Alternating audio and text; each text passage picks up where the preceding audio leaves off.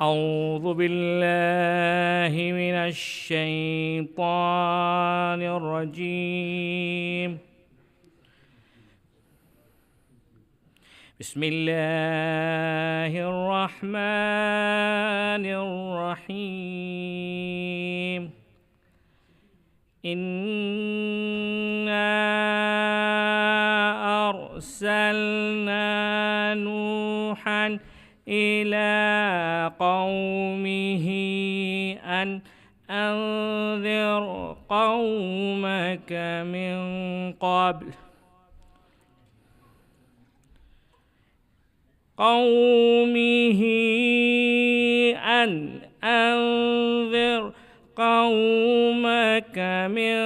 قبل أن يأتيهم عذاب أليم. قال يا قوم إني لكم نذير مبين. إن اعبدوا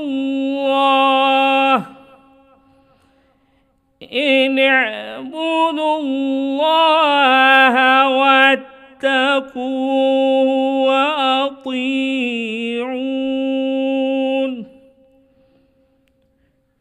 يغفر لكم من ذنوبكم ويؤخركم إلى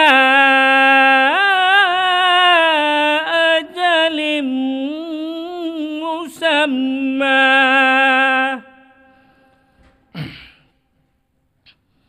إن أجل الله إذا جاء لا يؤخر. لو كنتم تعلمون. قال رب إني دعوت قومي ليلا ونهارا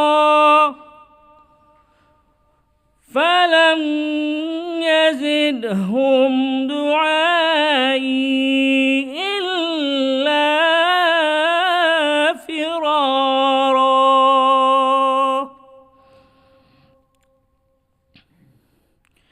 وإني كلما دعوتهم لتغفر لهم جعلوا أصابعهم في آذانهم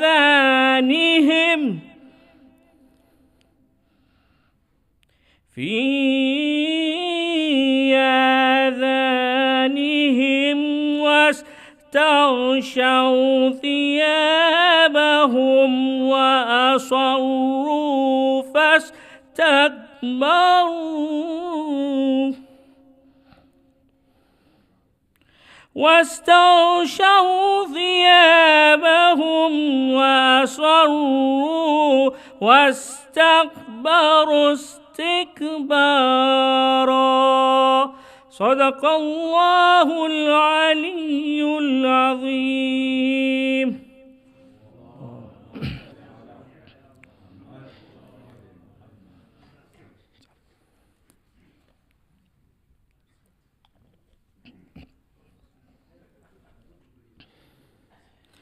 اللهم صل على محمد وآل محمد.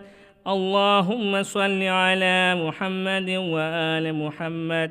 اللهم صل على محمد وآل محمد. بسم الله الرحمن الرحيم. عن فاطمة الزهراء عليها السلام بنت رسول الله صلى الله عليه وآله قال: سمعت فاطمة أنها قالت دخل علي برسول الله في بعض الأيام فقال السلام عليك يا فاطمة، فقلت عليك السلام، قال إني أجد في بطني ضعفا، فقلت له أعيذك بالله يا أبتاه من الضعف، فقال يا فاطمة ائتيني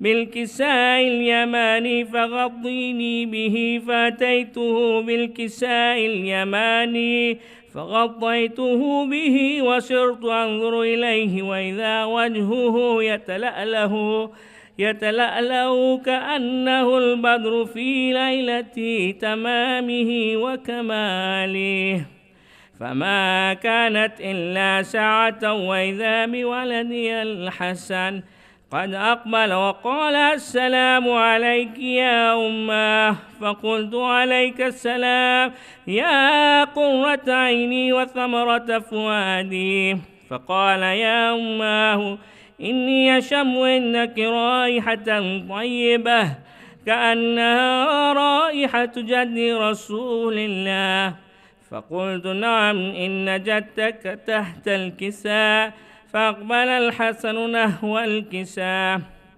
وقال السلام عليك يا جدة يا رسول الله، تأذن لي أن أدخل معك تحت الكساء، فقلت عليك السلام يا ولدي ويا صاحب حوضي، قد عزمت لك، فدخل معه تحت الكساء، فما كانت إلا ساعة وإذا بولدي الحسين قد أقبل وقال السلام عليك يا أمه، فقلت عليك السلام يا ولدي ويا قرة عيني وثمرة فؤادي، فقال لي يا أمه إني أشم عندك رائحة طيبة كأنها رائحة جد رسول الله صلى الله عليه وآله، فقلت نعم إن جدك وأخاك تحت الكساء،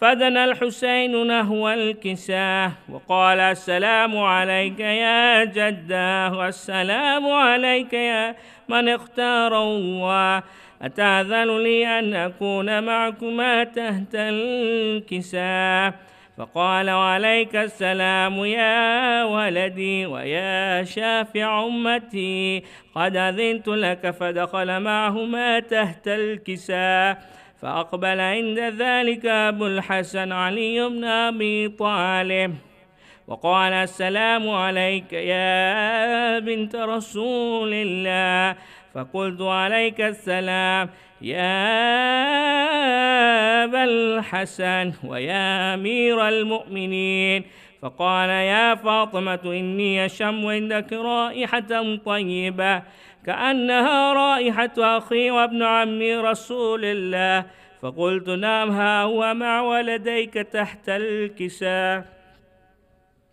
فأقبل علي نحو الكساء وقال السلام عليك يا رسول الله، أتأذن لي أن أكون معكم تحت الكساء، قال له عليك السلام يا أخي ويا وصي وخليفتي وصاحب لوائي، قد أذنت لك، فدخل علي تحت الكساء، ثم أتيت نحو الكساء وقلت السلام عليك يا أبتاه يا رسول الله، أتأذن لي أن أكون معكم تحت الكساء، قال وعليك السلام يا بنتي ويا بضعتي، قد أذنت لك، فدخلت تحت الكساء، فلما اكتملنا جميعا تحت الكساء أخذ بي رسول الله بطرف الكساء وأومى بيده اليمنى إلى السماء، قال اللهم إن هؤلاء أهل بيتي وخاصتي وحامتي، لحمهم لحمي ودمهم دمي، يعلمني ما يعلمهم ويحزنني ما يحزنهم. أنا حرب لمن حاربهم وسلم لمن سالمهم وعدو لمن عداهم ومحب لمن أحبهم. إنهم مني وأنا منهم، فاجعل صلواتك وبركاتك ورحمتك وغفرانك ورضوانك علي وعليهم، وأذهب عنهم الرجس وطهرهم تطهيرا.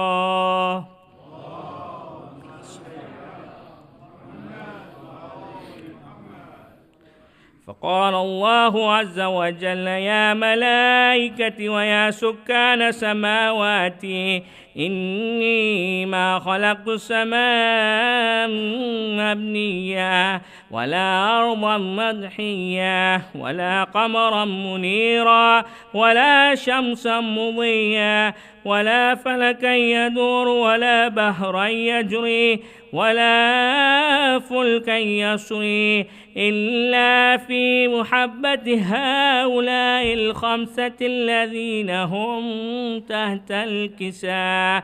فقال الأمين جبرائيل: يا ربي ومن تحت الكساء؟ فقال عز وجل: هم أهل بيت النبوة ومعدن الرسالة، هم فاطمة وأبوها وبعلها وبنوها.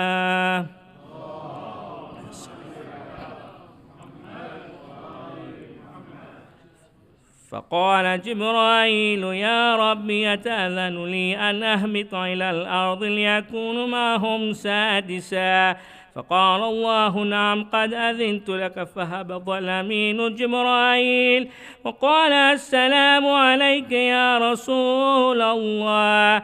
العلي العلا يقرئك السلام ويخصك بالتحية والإكرام ويقول لك: عزتي وجلالي، إني ما خلقت سماء مبنية ولا أرضا مدحية ولا قمرا منيرا ولا شمسا مضية ولا فلكا يدور ولا بحرا يجري ولا فلكا يسري إلا لأجلكم ومحبتكم، وقد أذن لي أن أدخل معكم، فهل تأذن لي يا رسول الله؟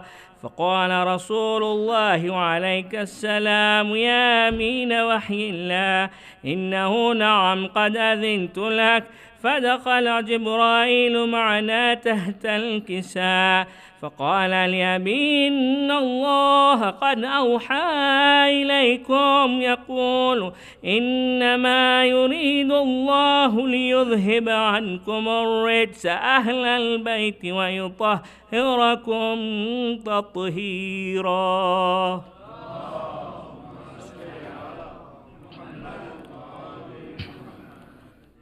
فقال علي لأبي: يا رسول الله، أخبرني ما لجلوسنا هذا تحت الكساء من الفضل عند الله.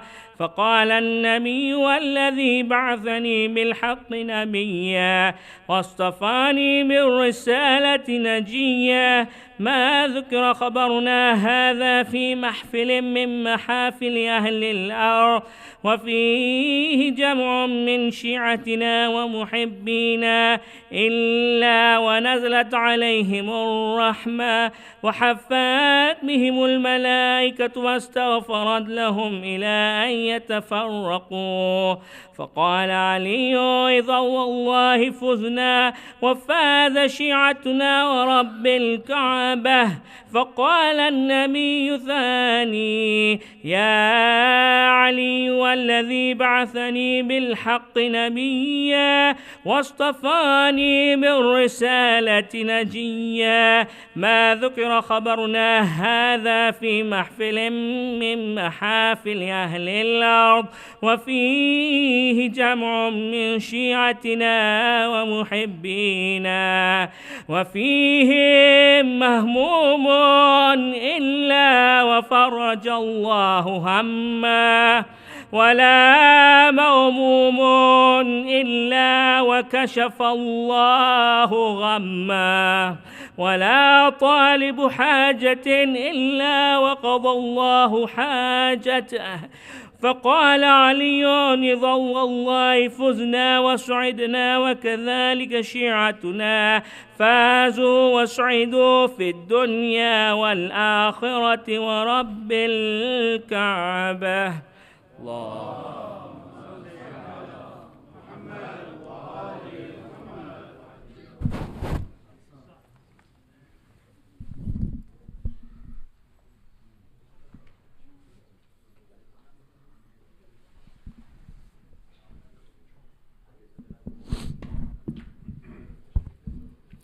Before we start, can I request all of you to please move forward because we're expecting a large crowd today.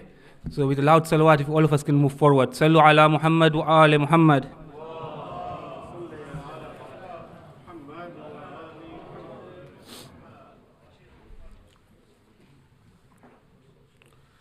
Hassan, thank you. To everyone here at Hyderi and to our online viewers, Salamun alaikum wa rahmatullahi wa barakatuh.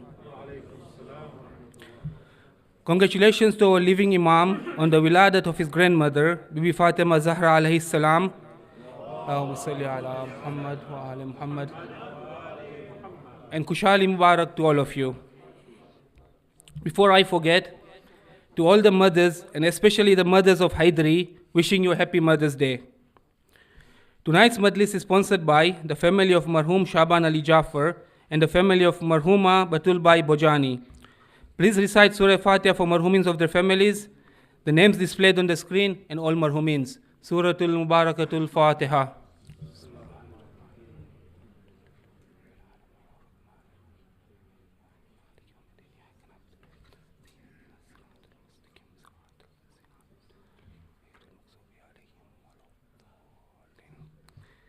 Can you please now invite Sheikh Nuru to the mimbar with a loud salawat. Sallu ala Muhammad wa ali Muhammad.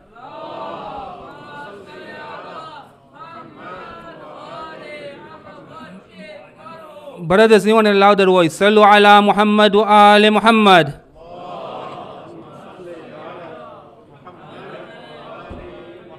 Suratul Mubarakatul Fatiha.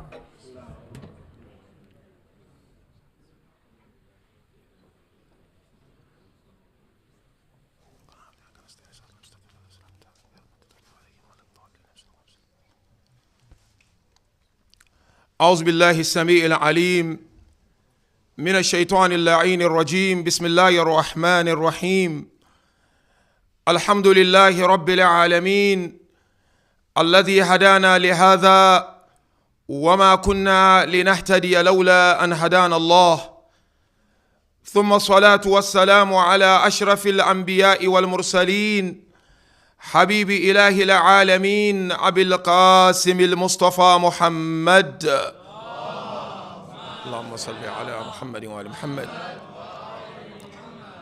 طب القلوب ودوائها ونور أبصارها وعلى أهل بيته الذين أذهب الله عنهم الرجس وطهرهم تطهيرا اللهم صل على محمد وآل محمد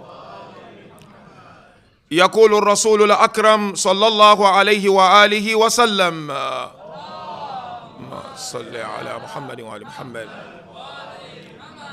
فاطمة بضعة مني يرضى الله لرضاها ويغضب لغضبها.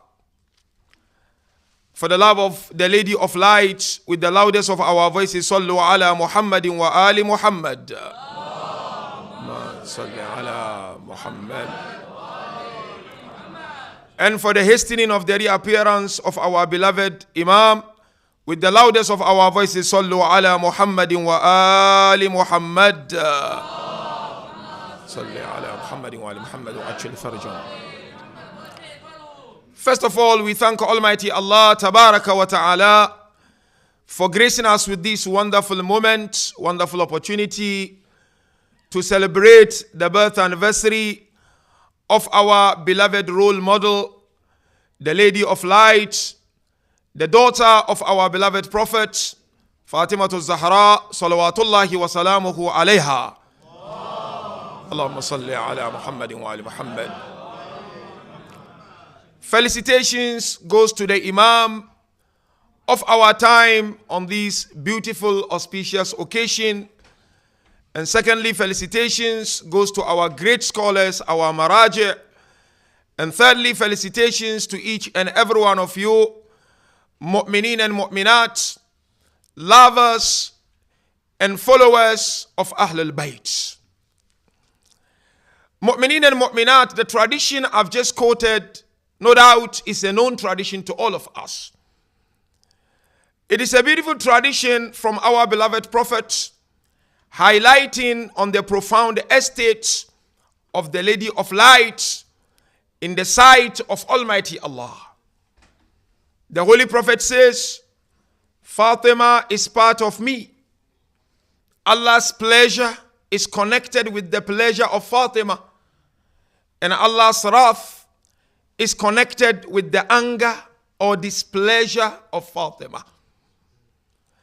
Now, departing from this beautiful tradition, the topic I seek to discuss tonight on this auspicious occasion is to look at Fatima alayha salam as a symbol of perfect human being.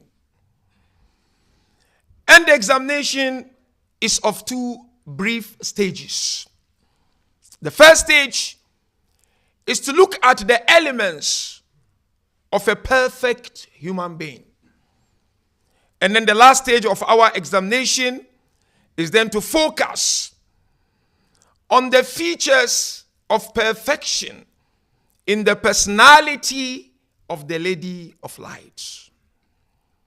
The aim behind tonight's discourse is first and foremost encourage myself and encourage mu'mineen and mu'minat, lovers and followers of the Lady of Light, to try as much as we can to strengthen our relationship with Allah Tabaraka wa Ta'ala, and to take lessons from the personality or the biography of the Lady of Light and seek to implement those lessons in our life. At the end of the day, the essence of these commemorations or celebrations is for I and you to be able to translate each and every program we attend into positive actions, and in return obtain Allah's proximity. First stage of the examination: elements of a perfect human being, al-insan al-kamil. Aim of life is to strive to become a perfect human being. And who better to learn from than the Ahlul Bayt al-Ismati wa Tahara? Allah created us to achieve perfection. Allah created us to become His neighbors. That's the essence of whatever we do. Each and every program you come here, each and every charity that you undertake, each and every volunteerism that you undertake, the end of it all is to become a neighbor to your Creator. Becoming neighbor to your Creator simply means you represent the beautiful names of Allah wherever you may be. Our first stage of the examination is composed of the following questions. First question: what constitutes insan? In other words, what is insan? Kindly, I seek your indulgence, my dear brothers and sisters. So that's the first question under the first stage of my examination. I will come back to it. Second question: What is the purpose of human existence? Al-hadaf min wujud al-insan. First, what makes you insan? Second, what is the purpose of your existence in this world? What are you doing here? Are you here to make money? Are you here to become famous? Are you here to become the most educated? Are you here to become the most eloquent? What is the purpose of our existence? Third question, under the first stage of our examination, how do I achieve the purpose of existence? Fourth question, still under the first stage of my examination, what are the characteristics of achieving the purpose of my existence? And then the last question under the first stage is that, what are the manifestations of human succession to Allah on earth? Kindly pay attention, brothers and sisters. And then the second stage, which is the last stage, as I mentioned, we'll look at the features of perfection in the personality of the Lady of Light. What is insan? Some will say, who is insan? To understand what constitutes insan, I would love all of us to refer to chapter Al-Mu'minun, verses 12 to 14.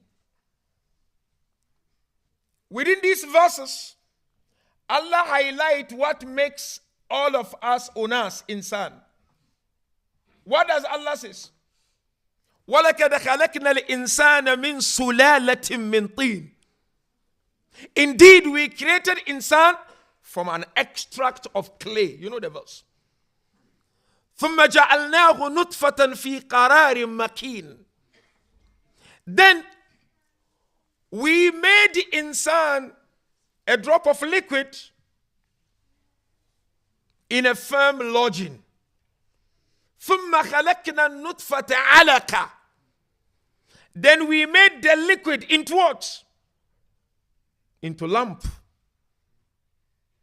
وَخَلَقْنَا الْعَلَقَةَ مُضْغَةً. And then we made the lump into what? Bones. Flesh. Sorry. وَخَلَقْنَا الْمُضْغَةَ عِظَامًا. And then we made the flesh into bones. فَكَسَوْنَا الْعِظَامَ لَحْمًا. Then we cover the bones with flesh. Now look at the next line. Kindly pay attention, brothers and sisters. Allah says, ثُمَّ أَنشَأْنَاهُ خَلْقًا آخَرَ. Then we developed him into another creation. Then the end of the ayah says, فَتَبَارَكَ اللَّهُ أَحْسَنُ الْخَالِقِينَ.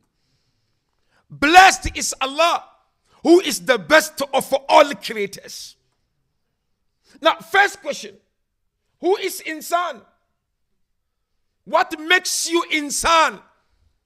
There is one line in these verses which constitute insan. ثُمَّ أَنشَأْنَاهُ خَلْقًا آخَرَ. Then we develop him into another creation. That another creation makes you and I insan.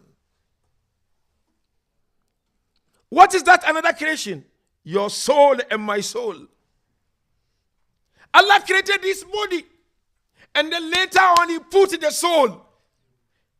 He said, فَنَفَخْتُ فِيهِ مِنْ رُوحِي. Then I blew my spirit in him. That spirit constitutes insan. ثُمَّ أَنْشَأْنَاهُ خَلْقًا آخَرَ. Now Allah, look at how he loves insan. It is so only after he completed the creation of insan, he praised himself. He said, فَتَبَارَكَ اللَّهُ أَحْسَنُ الْخَالِقِينَ. Glory be to Allah. Blessed is Allah, who is the best of all creators. Meaning what? Insan is ashraful makhluqat. Don't undermine yourself. Don't lose your self-esteem. Allah cherishes you, even if the entire world undermines you. Because Allah praises himself when he created you. There is no stupid human being, excuse me. Each and every human being, Allah says, وَلَكَدْ كَرَّمْنَا بَنِي Adam. Indeed, we honored and cherish the children of Adam. What makes you the child of Adam? أَنْشَأْنَاهُ خَلْقًا آخَرَ. Now let's go further in trying to understand this question. Who is insan? This أَنْشَأْنَاهُ خَلْقًا آخَرَ, we developed him in another creation. Look at chapter Rum, verse 30. Allah throws light, shed light on it. He said, فَأَكِمُ وَجْهَكَ لِلدِّينِ حَنِيفًا فِطْرَةَ اللَّهِ الَّتِي فَطَرَ النَّاسَ عَلَيْهَا. He said, turn your face towards the religion. But look at the next line. It discusses insan. فِطْرَةَ اللَّهِ, the fitrah of Allah upon which insan is created, or upon which every single thing is created. What is fitrah? Instinct. What is instinct? Love for Allah. Chapter Shams 7 and 8 tells it all. That is insan. وَنَفْسٍ وَمَا سَوَّاهَا فَأَلْهَمَهَا فُجُورَهَا. Allah swears by the nafs and the proportion it gives it. But then he said, I inspire this nafs, meaning insan, with the understanding of what is good and what is bad. So when someone asks you, who is insan? What is insan? Insan is instinct. Insan is fitrah. What is instinct? What is fitrah? Insan is God's consciousness. So that's first stage. Second stage of our examination, or second question rather, under the first stage. What is the purpose of man's existence in this world? At one point, we were nothing worth mentioning. But now, we are something worth mentioning. A time will come when there will be no mentioning of us. What is the purpose of our existence? Because we're trying to understand insan kamil. The purpose of our existence is khilafatullah fil ard. Is human succession to Allah on earth. You are in this world with whatever you do to represent God. Otherwise, what's the point of life? Think about it. Is it to make money? To become the richest? To become the famous? After that, is there any headache or not? The only thing which has no headache attached to it permanently is when you find God. So purpose of our existence is khilafatullah. Allah makes it very clear. Quran 2, verses 30 to 33, Surah Al-Baqarah. وَإِذْ قَالَ رَبُّكَ لِلْمَلَائِكَةِ إِنِّي جَاعِلٌ فِي الْأَرْضِ خَلِيفَةً. When Allah said to the angels, I am putting my Khalifa, my deputy on earth. Here, if you go through the verse, you'll see Adam's name appear. But here, it's not Adam as a person of Adam, it's Adam who represents insan. So your purpose in this world is to become a Khalifatullah. And what does it mean to become a Khalifatullah? Is to manifest the beautiful names and attributes of Allah in managing this world. Wallahi, that's why we are here. Think about it. Otherwise, what's the point? A lot of headache today in the world. A lot of problems and issues. Communal issues, marital issues, family issues. If the purpose is not to represent God, then what is the purpose? Think about it. Now, man's succession to Allah on earth, we have two forms of succession. We have sensory succession, khilafatul hissi. And you have physical material succession. What is sensory succession? Is when someone is not there, the other person takes the place. But Allah is everywhere. So if Allah is there, then you are not talking of sensory succession. Because وَهُوَ مَعَكُمْ أَيْنَمَا كُنْتُمْ وَاللَّهُ بِمَا تَعْمَلُونَ بَصِيرٌ. He is with you wherever you may be. And one ayah says, وَإِنَّهُ لَخَبِيرٌ بَصِيرٌ. That Allah is informed, is all-knowing. So we are talking of physical, material succession. What is physical, material succession? We mentioned earlier on. To represent the beautiful names of Allah. In your life, represent Rahman. Represent Rahim. Represent Ar-Ra'uf. Represent Ar-Razik. That's why you are here. And succeeding Allah on earth is of three compositions. Kindly, I beg you, pay attention, brothers and sisters. Take one thing from this majlis of tonight. It has three components or three conditions. The first condition is adala. How do you represent Allah? Is to ensure absolute social justice is administered. Like the way the Lady of Light stood for nothing but absolute social justice. Quran makes it very clear. لَقَدْ أَرْسَلْنَا رُسُلَنَا بِالْبَيِّنَاتِ وَأَنزَلْنَا مَعَهُمُ الْكِتَابَ وَالْمِيزَانَ لِيَقُومَ النَّاسُ بِالْقِسْطِ. He said, we sent all our messengers with the book and the balance. For what? So that people can stand for justice. You love Fatima? Stand for justice, even if it is against you. Fatima looked at the people, she said to them, أَفَخَصَّكُمُ اللَّهُ بِآيَةٍ أَخْرَجَ مِنْهَا هَبِي. Is it that Allah revealed some verses about you and removed my father from those verses? So the first condition of succeeding Allah on earth is to stand for nothing but absolute social justice. What second condition? Shahada. Is to become witness over the deeds of others. In what way?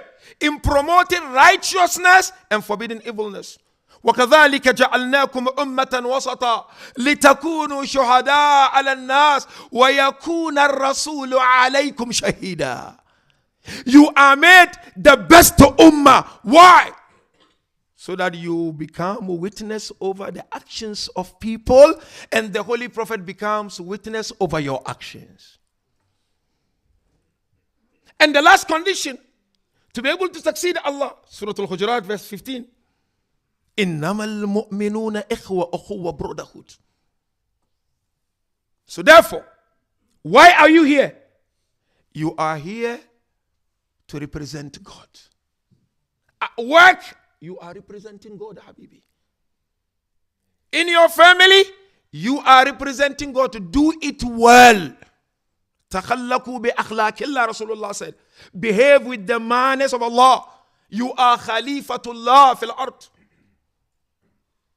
Third question. How do I achieve this purpose of existence? We're slowly getting there, inshallah. Two things. Number one, at-ta'allum. Knowledge acquisition. You cannot, under any circumstance, claim to be true lover of the Lady of Light and Ahlul Bayt when it takes you months before you attend class to increase your Islamic knowledge. Knowledge is important. Quran makes it very clear. Chapter Ankabut 43. وَتِلْكَ الْأَمْثَالُ نَدْرِبُهَا لِلنَّاسِ وَمَا يَعْقِلُهَا إِلَّا الْعَالِمُونَ. He said these are examples we cite for people, but none comprehend except those who are learned. To achieve the purpose of life, you need to learn your religion. You need to acquire the understanding of your religion. And that is why the Lady of Light left us intellectual legacy in the name of Al-Khutbatul Fadaqiyah. In that intellectual legacy, you've got Maqasid Sharia and Maqasid Deen. Purposes of Sharia and purposes of Deen are all hidden in that beautiful piece, which is the legacy of the lady. You love Fatima? Have you ever gone through Khutbatul Fadaqiyah or not? Then you don't love her if you have not done it. So knowledge is number one factor if I truly want to appreciate and achieve the purpose of my existence. Number two, simple. Reconcile and bring about unity between, look at this, theoretical intellect and practical intellect. We have two forms of intellect. You've got theoretical intellect, and then you've got practical intellect. What is theoretical intellect? Is that part of your intellect you use to analyze things? Observe, you analyze. But theoretical intellect is what you undertake action with.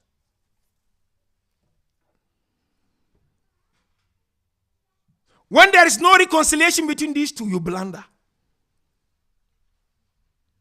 Sometimes I do things because I'm forced to do. So when I do things on account of force, there will be no reconciliation and unity between these two.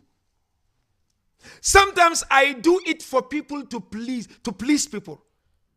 Whenever I do riya'an, then there will be no reconciliation between the two. Sometimes I do on account of fear. Then there is no unity between these two. But whenever there is unity, your soul becomes nafsul mutma'inna. Ya ayyatuha nafsul mutma'inna. Surah Al-Fajr, isn't it? Irji'i ila rabbika radiyatan mardiya. Fadkhuli fi ibadi wadkhuli. And for that to happen, you need background. That background is knowledge. Fourth question. Under the first stage of the examination. Kindly, I beg you, pay attention, brothers and sisters. What are the features of achieving the purpose of my existence after knowing how to achieve it? There are features we need to paint these factors of achieving the purpose of existence. One of them is tafakkur, thinking.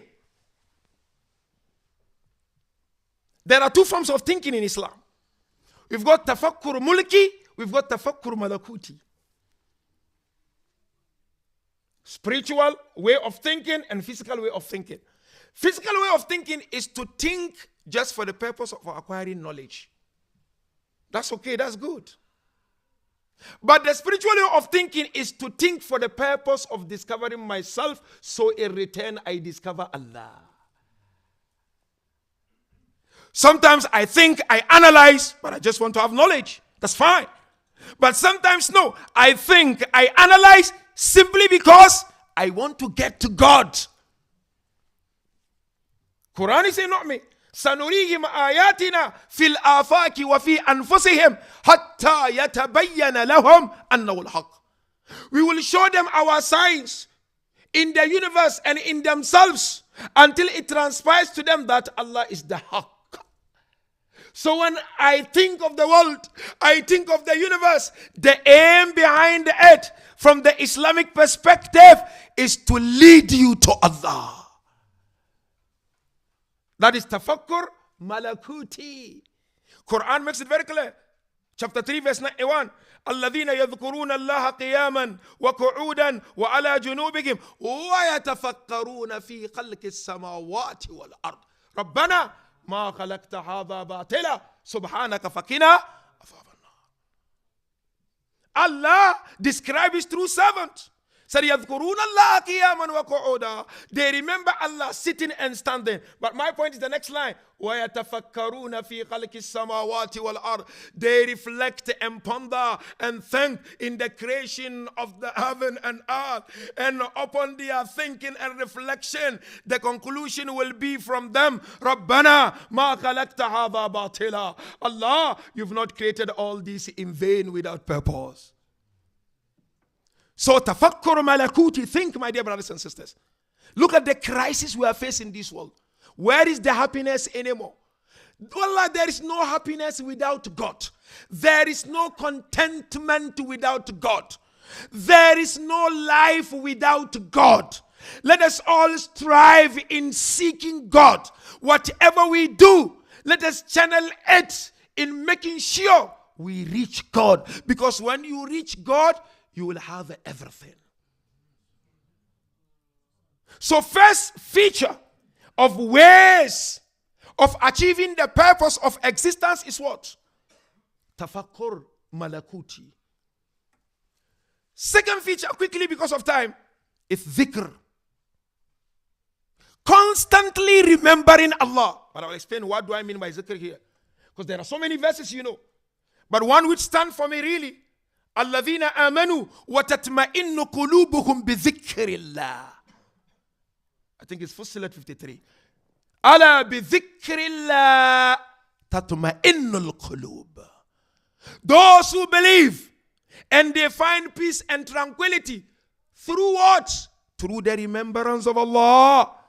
There are different forms of remembrance.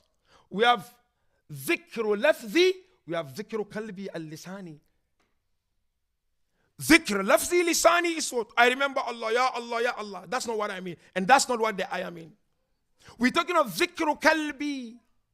Is to remember Allah with your heart. How do you remember Allah with your heart? Is to inspire your soul that God exists. Inspire your soul, God exists. Inspire your soul, the sky is the limit. So number two, I need dhikr. Last, certainly but not the least, feature of the factors when it comes to achieving the purpose of existence is to reconcile between knowledge and intellect. What is knowledge? Just the presence of information in my heart. It's nothing. Knowledge is just prerequisite, but it's nothing. It's like ruku sujud. Ruku sujud is not salah. It's way to salah.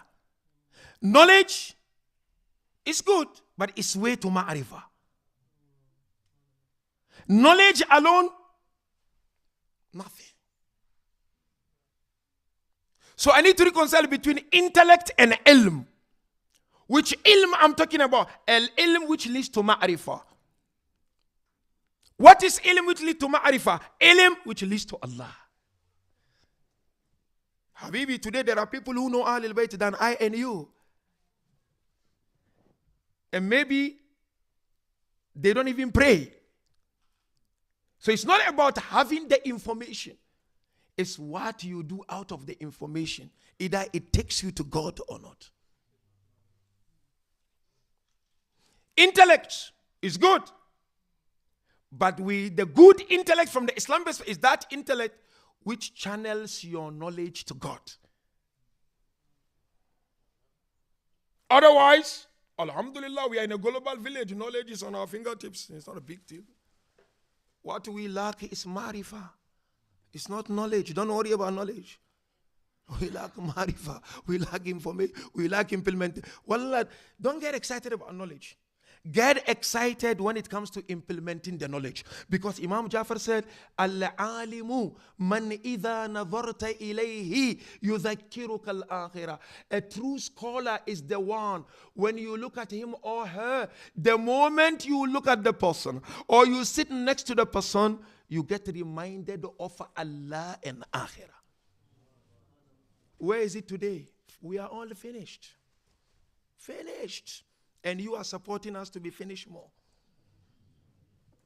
We need God. Now, last question. I know I'm taking much of your time. I've got a few minutes left. Last question. In the first stage of my examination.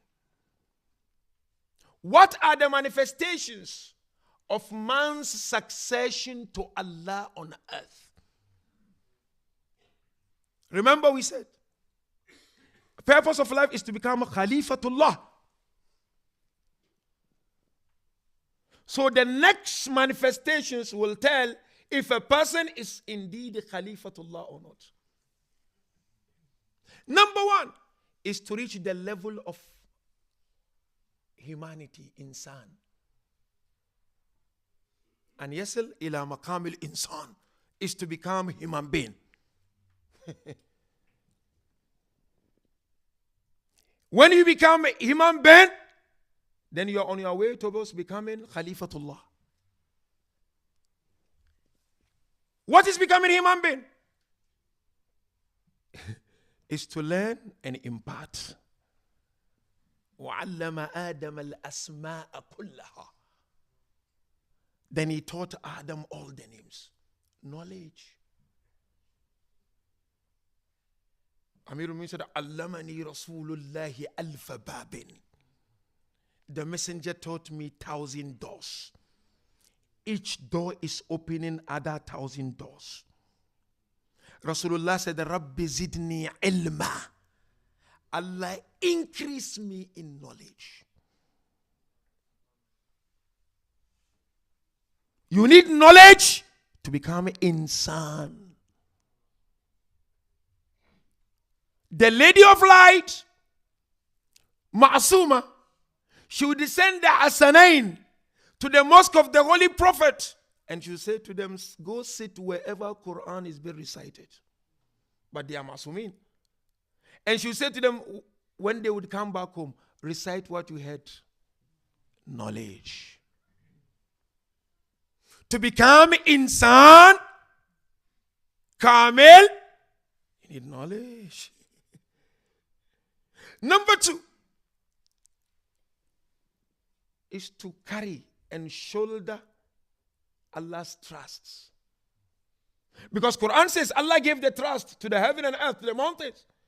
فَأَبَيْنَ أَن يَحْمِلْنَهَا وَأَشْفَقْنَ مِنْهَا وَحَمَلَهَا الْإِنسَانِ.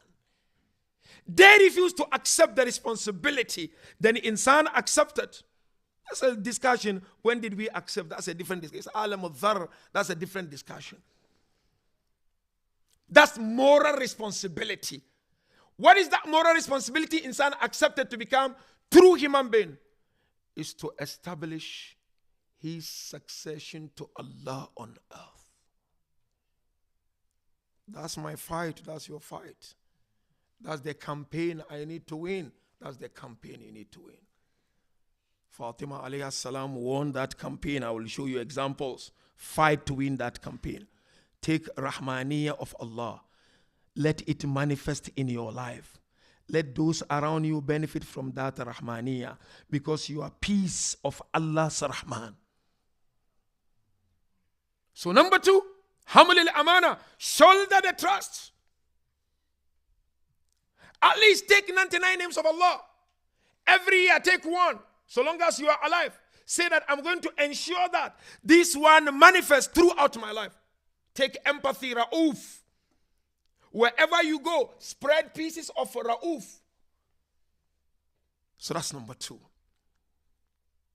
Number three, Miza. Insan Kamil is exceptional. Don't settle for low. Don't settle for small. Don't settle for low grade. As a Muslim, as a lover of Ahlul Bayt, Imam al-Kazim made it very clear. Man tasawa yawmahu fahuwa magbun. Whoever's 2 days are equal, he or she is a loser. Amirul Mu'minin tells us, the value of every human being is what you are able to do with perfection. Allah has given you 50 years. Allah has given you 40 years. Hey, Allah has given you 15 years. What have you achieved meaningfully out of the years given to you by Allah? Once you are able to achieve something meaningful, that is your kima, that is your value. Number 4, manifestation of insan kamil is what? Allah talks to them. Of course, Allah has different ways of talking to his servant. Quran says, وَمَا كَانَ لِبَشَرٍ أَن يُكَلِّمَهُ اللَّهُ إِلَّا وَحْيًا, isn't it? There is no bashar that Allah will talk except through revelation. There are different forms of revelation. Or min warai ijab, or behind an object. Or yursila rasula, or Allah will send a messenger. So sometimes Allah will not send a messenger. Sometimes Allah will not talk to somebody behind an object, like in the case of Musa alayhi salam. Sometimes Allah will come in your sleep. One narration says, when Allah loves his servant, atabahu fi manamihi, Allah reprimands you in your sleep.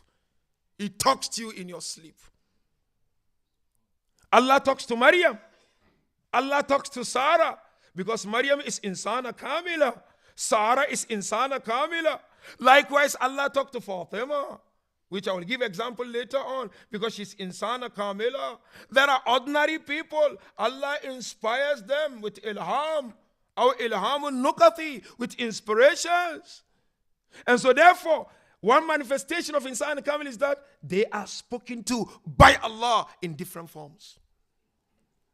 And the last, but certainly not the least, manifestation of insan kamil is what? This insan kamil, he is a manifestation of the beautiful names of Allah.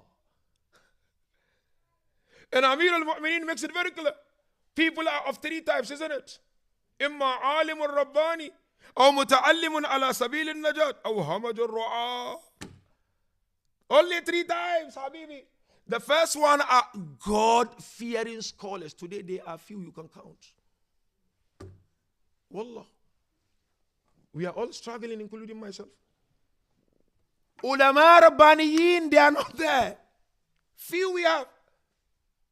Amir al-Mu'mineen said, you've got Alimul Rabbani. Who is Alimul Rabbani? Who ensures that Allah's beautiful names manifest in his whole life.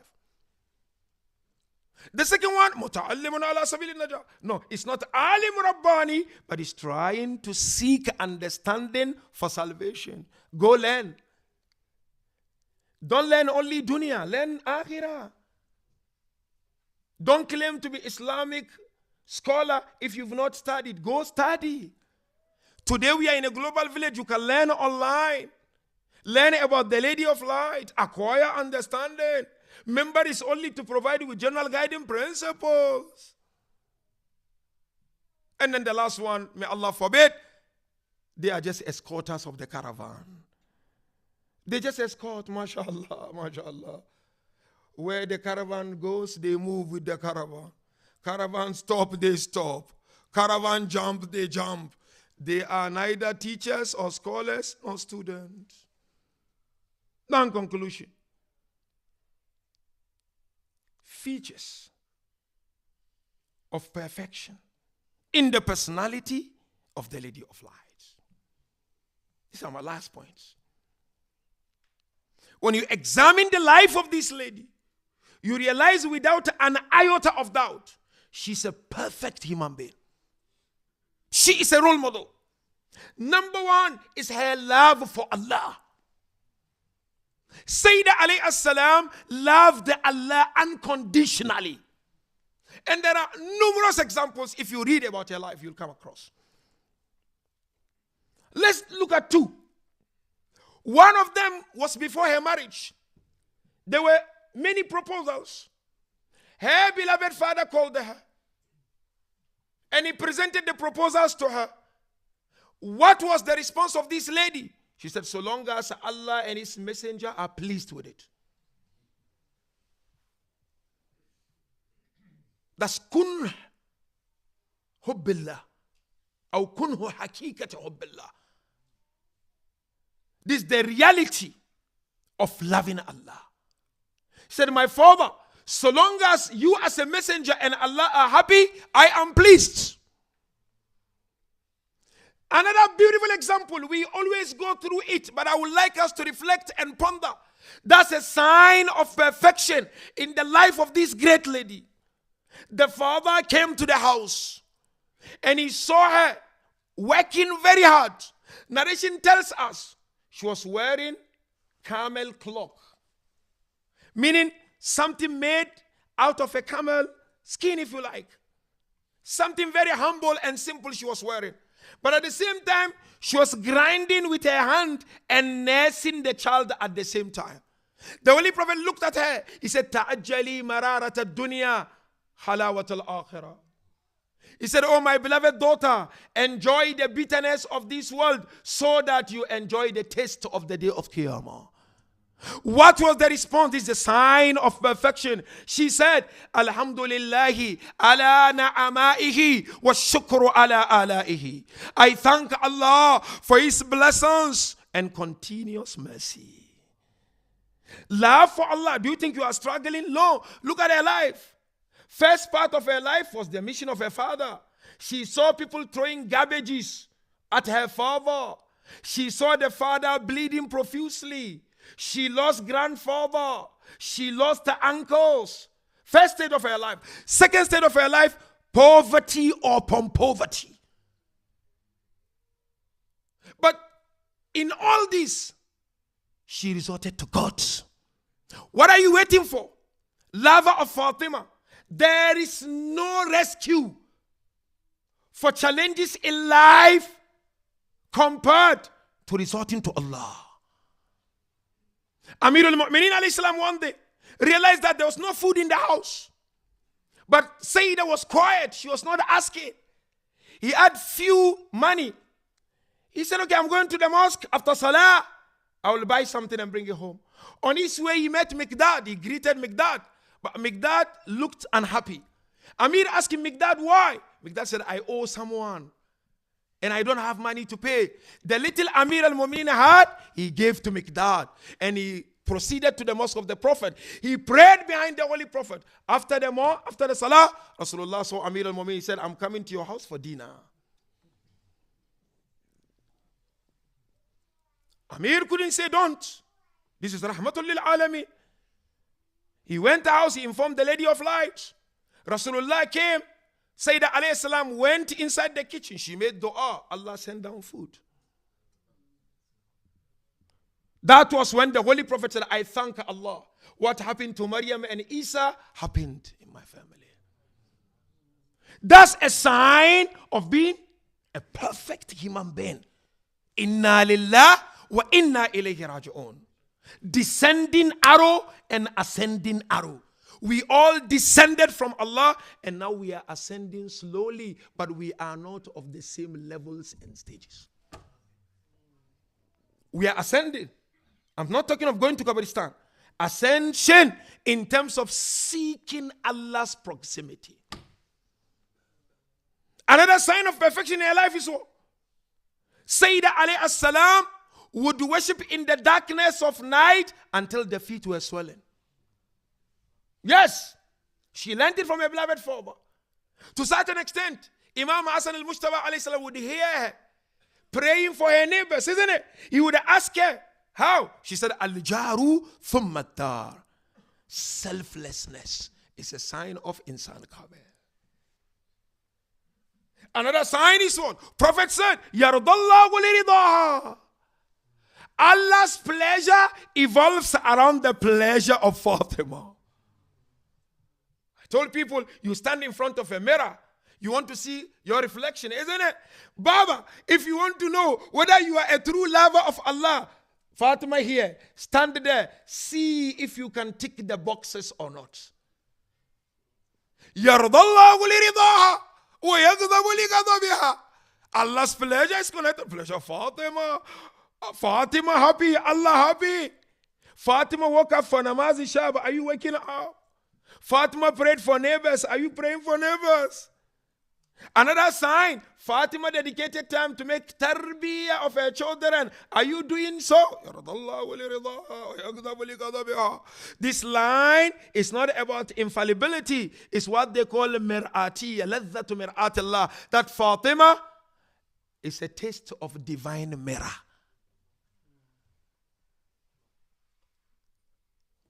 Another sign is what? Fatima's heart is the container of the secret of the Holy Quran. Prophet, his heart is container for the revelation of the Quran. But Fatima, secret, ta'wil. That's why she's the teacher of all Ahlul Bayt when it comes to ta'wil. Because angels used to come to her after the departure of the Prophet and should inform Amir al-Mu'mineen. He would take note of whatever she would tell him, and it is made into Mus'haf of Fatima. Hence Imam Hassan al-Askari would say, we the Ahlul Bayt are the hujjat of Allah over you, but Fatima is Allah's hujjah over us Ahlul Bayt. She's insan kamil. In conclusion, brothers and sisters, she is the link between Imama and Nubuwah. So it's a sign of insan kamil. Absolutely. And she is the first light of Ashab al-Kisa. وَمَنْ تَحْتَ الْكِسَى هُمْ أَهْلُ بَيْتٍ نُبُوَّةٍ وَمَوْضِعَ then hum Fatima. She's the first light of Ashab al-Kisa. Hum Fatima, then wa abuha wa ba'luha. The same thing you make dua. Allahumma salli ala Fatimata wa abiha wa ba'laha wa bani. Look at the next line. Was sirrul mustawdaf. What is sirrul mustawdaf fiha? Imam al-Zaman. Inna Mahdi min wuldi Fatima. Indeed, Mahdi is one of the sons of Fatima. Sign of insan kamil. In her, there is someone who will establish absolute social justice. So, mu'minin, inshallah, let us try as much as we can to follow and emulate the footsteps of this lady. To conclude, inshallah, there's a good news I would like to share with you. Just give me a minute. I want to share some good news. I don't know if you know the news really. So there's one thing I'm personally passionate about, and that is Quran. That's how I was brought up. And because of that, I always really crave to see our communities working on Quran. And so I'm really excited and humble to announce that here at Hyderi, mashallah, we are launching Quran competition. The annual Quran competition. We have it in Africa. In Birmingham we have it. Leicester also is. And now here at Hyderi, your community, alhamdulillah, are launching tonight on this auspicious occasion. And the name of this competition, inshallah, will be Manar al-Huda Quran competition. Kindly, brothers and sisters, register. It will definitely challenge you to do more about Quran, because you'll have different categories: memorization, recitation, and of course, tafsir. And inshallah, I look forward to be one of the judges of the tafsir of this Quran competition. So once it is launched tonight, because the date will be inshallah 19th to 21st of May 2023. Rush in registering yourselves and your children, and wallahi, you will see the wonders of the Holy Quran. We pray inshallah, Allah instill the true love of the Holy Quran in our hearts. And inshallah, tonight we've launched this Quran competition, Al-Manar Al-Huda, or Manar Al-Huda. The way we've witnessed the launching, may we witness the day when members of our community will come together, inshallah, competing when it comes to the love of the Holy Quran. Remember, Rasulullah left two things: Ahlul Bayt and Quran. So don't hold on to Ahlul Bayt at the expense of Quran. Hold on to two, and the two will take us to salvation. Sallallahu ala Muhammadin wa alihi tahirin.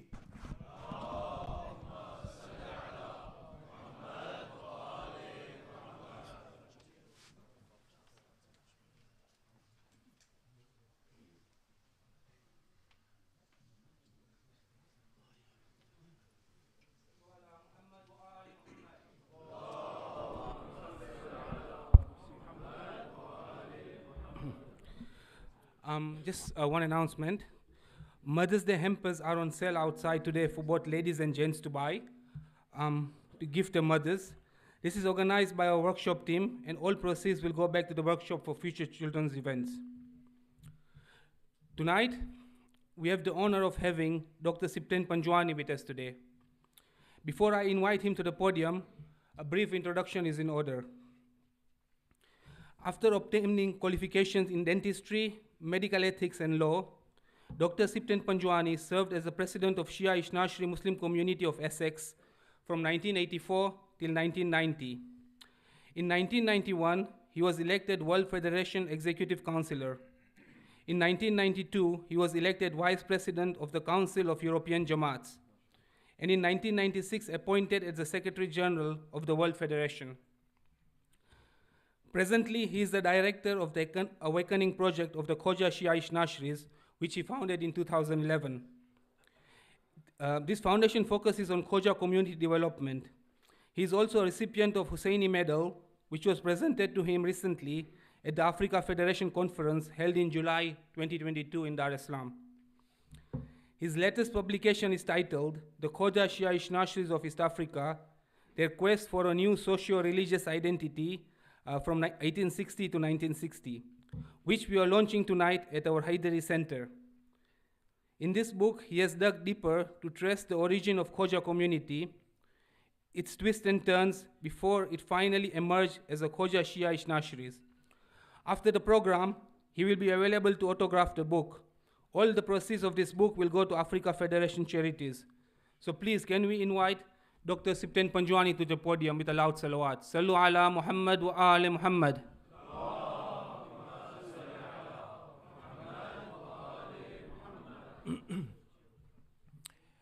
أعوذ بالله من الشيطان اللعين الرجيم بسم الله الرحمن الرحيم ولا حول ولا قوة إلا بالله العلي العظيم علماء الكرام Sheikh Nuru. I don't know whether I'm following you or you're following me. I think this is a next one is Milton Keynes, if you're interested. Thank you very much. The management committee of Hyderi Jamaat, and particularly the president, Mohsen Asaria, and also Shabar. I don't know the surname, but his first name is Shabar. For arranging this book launch. Now the title is Khoja Shia Ithna Ashari of East Africa from 1860 to 1960. Now this is only a part one. I'm writing a part two from 1960 to 2022. But here I am launching the first part. Now I just want to, the book took me 7 years to write. And when you write a book of this nature, and particularly the Khoja Shia Ishnashris, the community has quite a number of dimensions to consider. And so what I have done is I have brought all those dimensions of our community together and made a narrative and a Sundar Varta, a good story, so that it becomes interesting for you to read. Now, I want to pass on a couple of messages as to why one should have or one should read this particular book. The first thing is that it talks about who we are and what we are. It, of course, deals with our struggle, physical struggles, as well as intellectual struggles in forming the community. It has a wonderful history. We have a wonderful history of 160 years, which obviously is now related in this particular book, starting from our origin up to 1960. And as you read this book, you will note two historical norms. The first historical norm is that our great-great-grandfather migrated from Gujarat only because Gujarat was poverty-stricken at that time and the times were tough, and they sought to move themselves from Gujarat to Zanzibar. And this was around 1830s, between 1830s and 1840s. They settled there and they formed the first Khoja Shia Ishnashri Jamaat in Zanzibar in 1877, and the first mosque of Khoja Shia Ishnashris in Zanzibar, the first mosque, and then after our Imambara. Of course, by 1888, migrations began to occur at a more rapid state, and then we began to move away from Zanzibar to the coastal towns initially, the Dar es Salaam, Bagamoyo, Kilwa, Lindi, Mombasa, Lamu, and from then onwards, we moved into the interior. From Bagamoyo, we moved to Tabora, from Tabora to Ujiji, from there to Burundi and Congo, and then, of course, from Mombasa to Nairobi, Nairobi to Kisumu, Kisumu through Lake Victoria to Kampala, and so on. And then, of course, the other route was in the south, Lindi, Kilwa, and then Tunduru, Masasi, Songea. So our community, by 1960, the population was 10,000. Tanganyika, Zanzibar, Uganda, and Kenya, 10,000. But we had 1,000 different businesses by then. So for every 10 individuals, we had one business, and for every 2 families, we had one business. This was the extent of our entrepreneurship within a land which we called home. The other historical norm that you would find is that our great-grandfathers were interested in making sure that we preserve our socio-religious identity. And for that, they made sure that they formed a rule-based community, what we call Jamaat. And so this Jamaat, they put their sweat, the toil, the sweat, and the blood to make sure that the community remained as ever a dynamic community, that we are all benefiting by it and we are all swimming in it. It's because of the contributions that they have made, and we should understand that and appreciate it. We are swimming in it without realizing how much contributions they have made. The question, of course, for all of us is that what sort of community will we be giving to our great-grandfathers?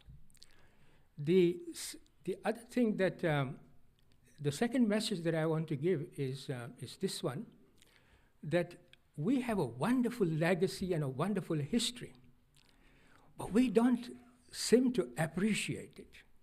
I mean, I went around Jamaats and I went around to see if we have archives. None of us really preserve our archive.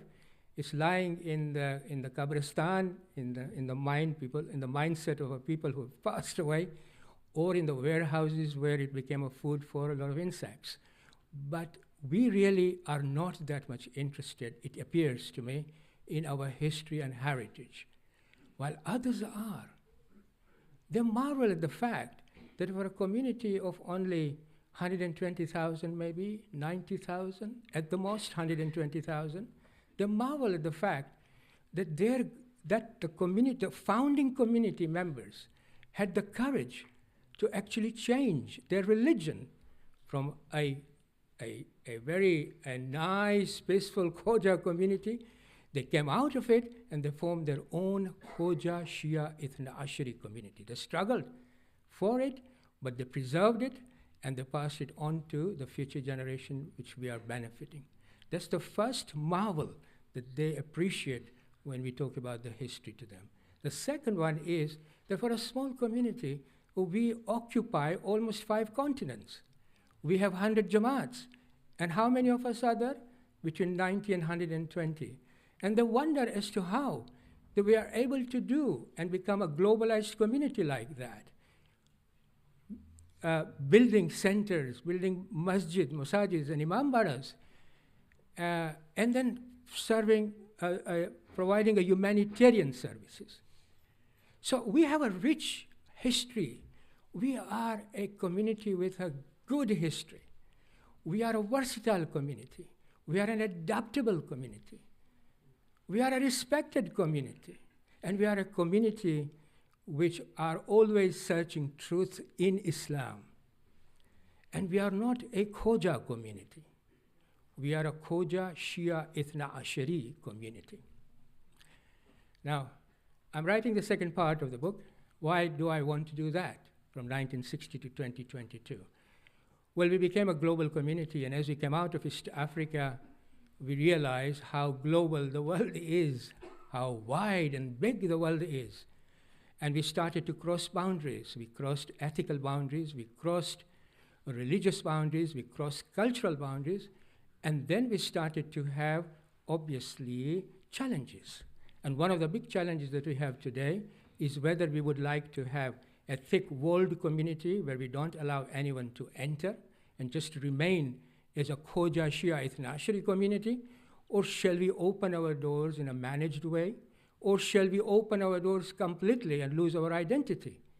So what is the position of our community and yourselves within that? Because we live in a global community now, and that's one of the challenges that we have to overcome.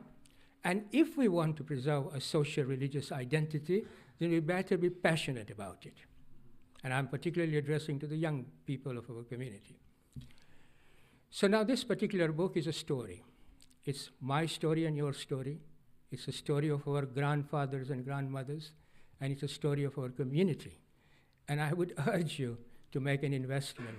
The book costs £15. It's a highly subsidized, and the money is not coming into my pocket, by the way.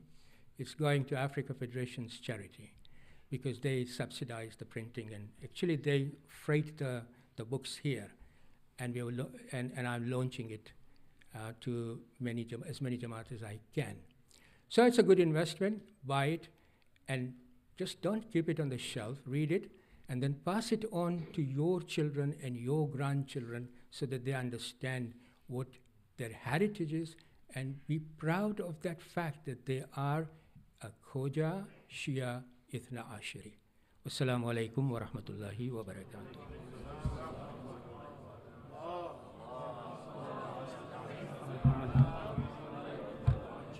Thank you, Dr. Siptan Panjwani.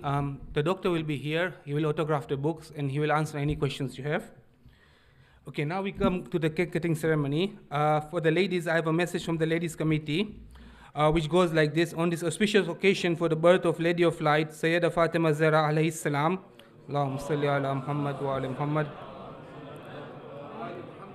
The ladies managing committee would like to invite our Ma's in the community forward and honor us with the cake cutting today on the ladies' side.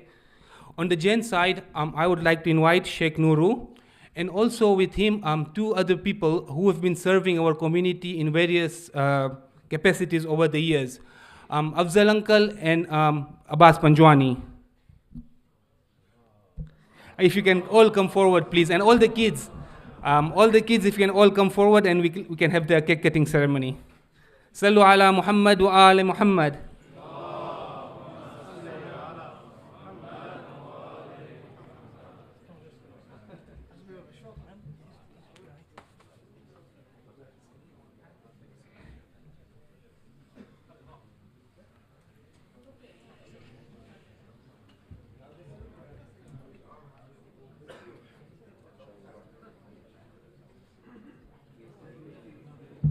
Any kids who want to come forward, any children want to come forward, please do so.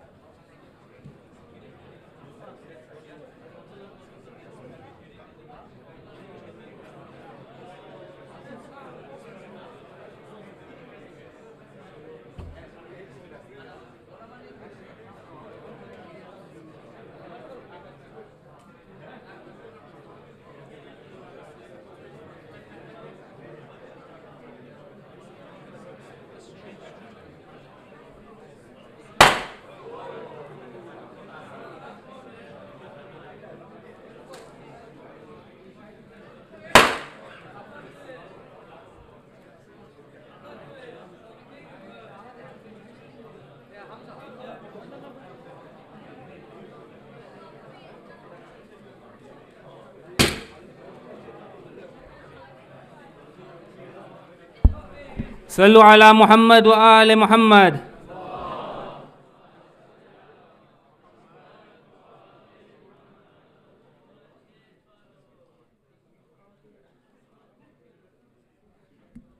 Thank you very much, Sheikh. Thank you, Afzal Uncle and Abbas. Hassan, can I invite Brother Kazimuka to the podium, please?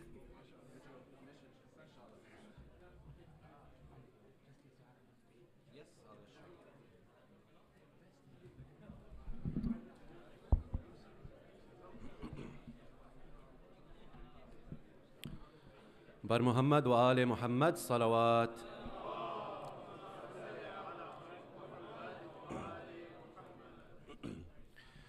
عزت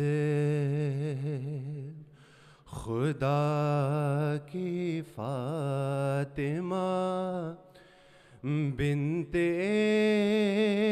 نبی بطول ہے. عزت خدا کی فاطمہ بنت نبی بطول ہے. وہ جس کے احترام میں وہ جس کے احترام میں در پہ کھڑے رسول ہے. بنت نبی بطول ہے. عزت خدا کی فاطمہ بنت نبی بطول ہے. سجدے کرے ہزار تو دل میں ہو بغض فاطمہ. سجدے کرے ہزار تو دل میں ہو بغض فاطمہ. دل میں ہو بغض فاطمہ. جنت میں تو بھی جائے گا یہ سوچنا فضول ہے. وہ جس کے احترام میں وہ جس کے احترام میں در پہ کھڑے رسول ہے. بنت نبی بطول ہے. عزت خدا کی فاطمہ بنت نبی بطول ہے. جو بنا لا الہ خیر النساء کا لال ہے. جو بنا لا الہ خیر النساء کا لال ہے. خیر النساء کا لال ہے. جس کے لیے نبی دیا سجدے کو رہنے طول ہے. وہ جس کے احترام میں در پہ کھڑے رسول ہے. بنت نبی بطول ہے. عزت خدا کی فاطمہ بنت نبی بطول ہے. پر محمد وآل محمد صلوات.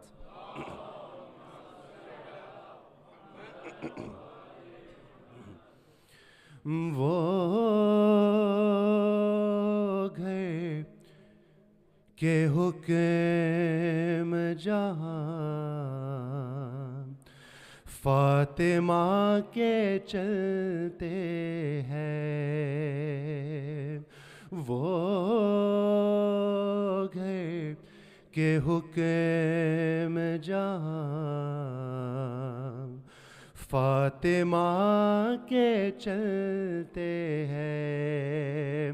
تمام کام وہی سے تمام کام وہیں سے خدا کے چلتے ہیں،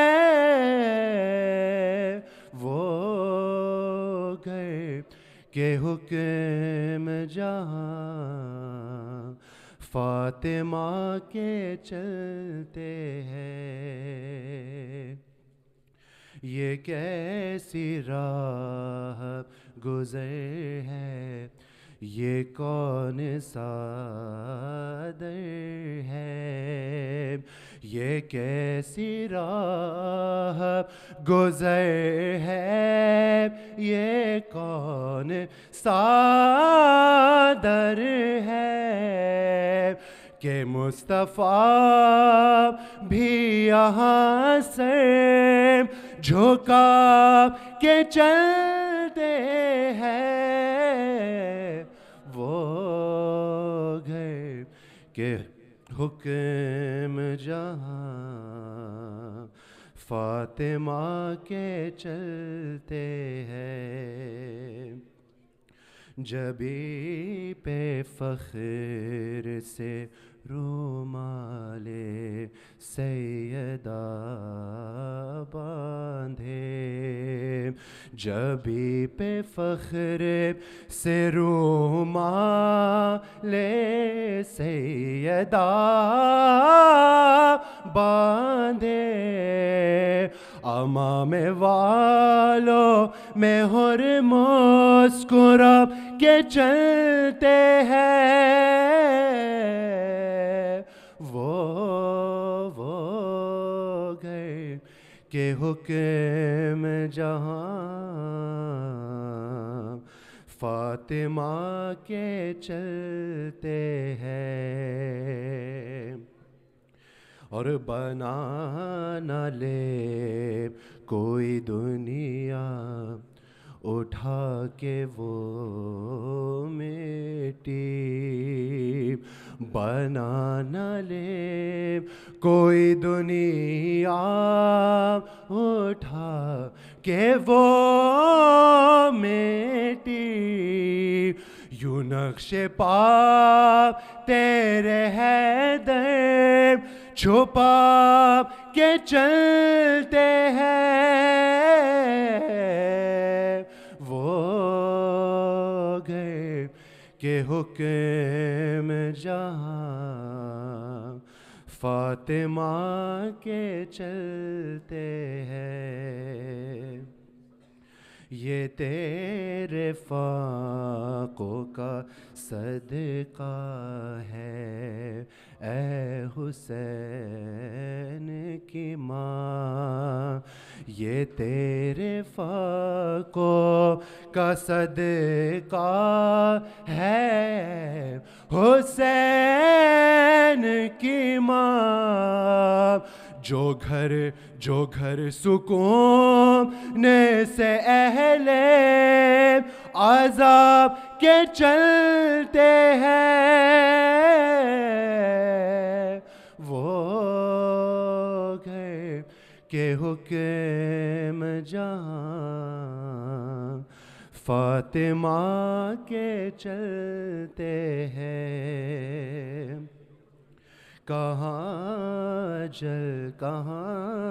جل سے تکلم نے انتظار کرو، کہاں اجل سے تکلم نے انتظار کرو، ثنائے فاطمہ زہرا سنا کے چلتے ہیں،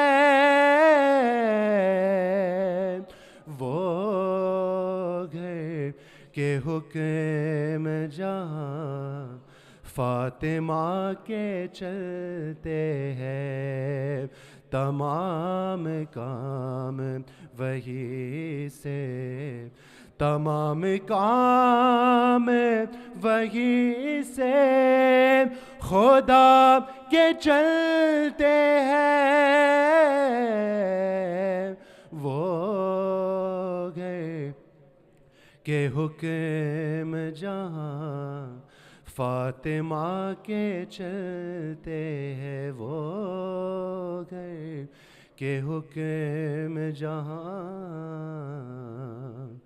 Fatima के चलते हैं إن الله وملائكته يصلون على النبي يا أيها الذين آمنوا صلوا عليه وسلموا تسليما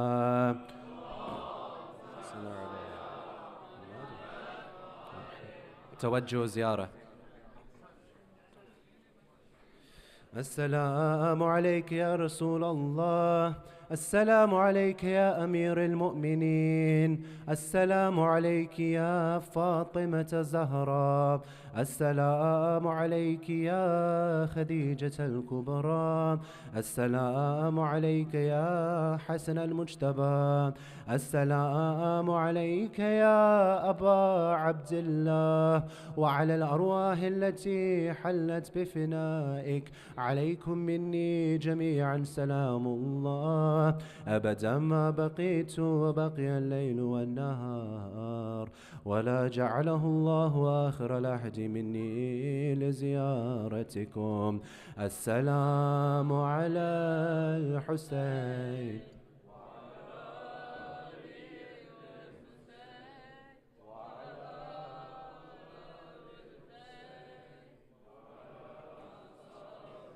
خصوصا سيدي ومولاي أبا الفضل العباس وأختيك زينب وأم كلثوم وبنتك سكينة السلام عليكم يا شهداء كربلاء جميعا ورحمة الله وبركاته السلام عليكم يا 9 المعصومين من ذرية الحسين علي بن الحسين ومحمد بن علي وجعفر بن محمد وموسى بن جعفر وعلي بن موسى ومحمد بن علي وعلي بن محمد والحسن بن علي السلام عليك يا مولانا يا صاحب العصر والزمان سيدي الأمان الأمان الأمان من فتنة الزمان السلام عليك يا شريك القرآن السلام عليك يا كعبة الإيمان السلام عليك يا إمامنا وإمام الإنس والجان عجل الله تعالى فرجك